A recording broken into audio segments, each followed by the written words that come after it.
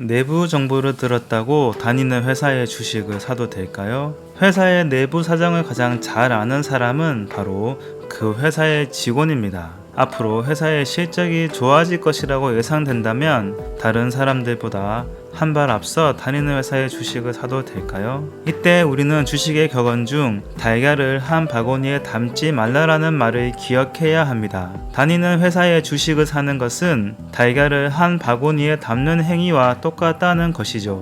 회사가 예상대로 성장한다면 내 직장도 탄탄해지고 투자한 돈도 상당한 수익을 낼 수 있습니다. 그러나 최악의 상황을 항상 고려해야 하는데요. 만약에 회사가 예상과 달리 위험한 상황에 빠지거나 혹은 망하게 된다면 나는 직장도 잃고 투자한 돈도 잃게 되는 것입니다.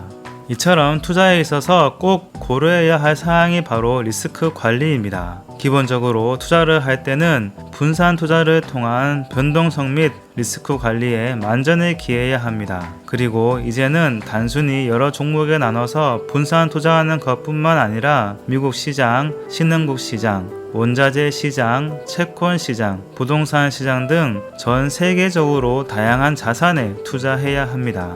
그러나 여전히 한국인들은 자신이 가진 모든 자산을 한국이라는 나라 안에 가두는 경우가 많습니다.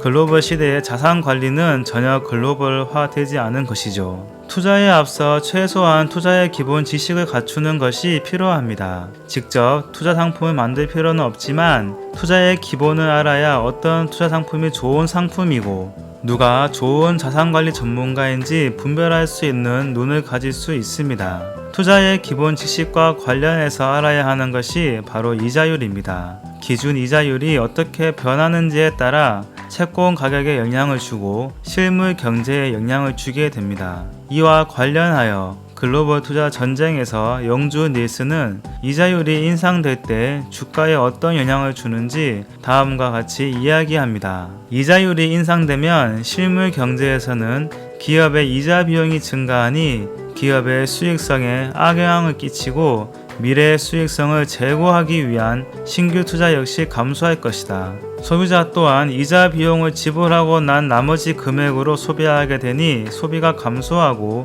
이 역시 기업의 수익성에 악영향을 끼친다. 그리고 이 모든 상황이 주가에 반영된다.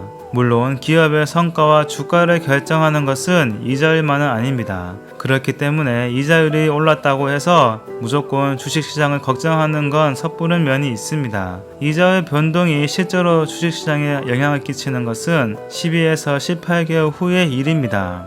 투자의 기본 지식과 관련하여 채권 수요에 영향을 미치는 세 가지 요소도 기억해야 하는데요. 그 요소는 바로 수익률, 위험성, 유동성입니다. 이와 더불어 안전자산 선호로 인하여 다른 금융자산 시장과의 연관성으로 인해 채권 수요가 증가하는 일도 상당히 일어납니다.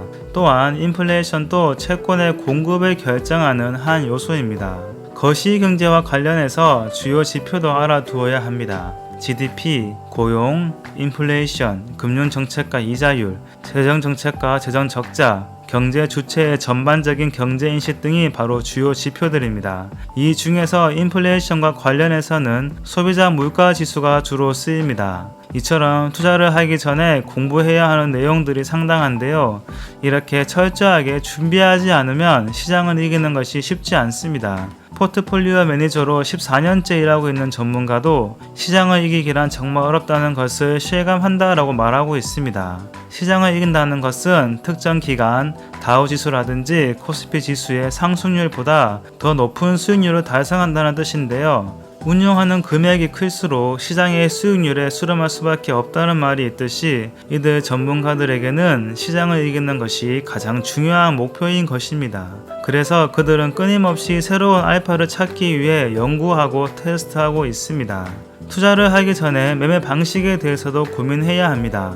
일반적으로 추세 추종 방식을 많이 쓰고 있는데요. 한국에서는 여전히 가치 투자가 투자의 정석으로 인식되고 있지만 전 세계적으로 봤을 때는 모멘텀을 이용한 추세 추종 방식이 많이 쓰이고 있습니다. 추세 추종이란 간단히 설명하면 가격이 오르면 더 오르고 떨어지면 더 떨어질 가능성이 높다는 것인데요. 즉 오를 때 매수하고 떨어질 때는 매수하지 말고 기다리거나 인버스 ETF 상품을 매매하면 됩니다. 최소한 이 정도의 투자 기본 지식을 갖추고 시장에 참여하는 것이 필요합니다. 기본 지식이라고 하지만 상당한 공부가 필요한 것이 현실입니다. 즉, 그만큼 시장을 이기는 것이 쉽지 않다는 말입니다. 반면 이렇게 지식으로 무장하고 리스크 관리를 철저히 한다면 그만큼 수익을 낼 가능성도 높아질 것입니다.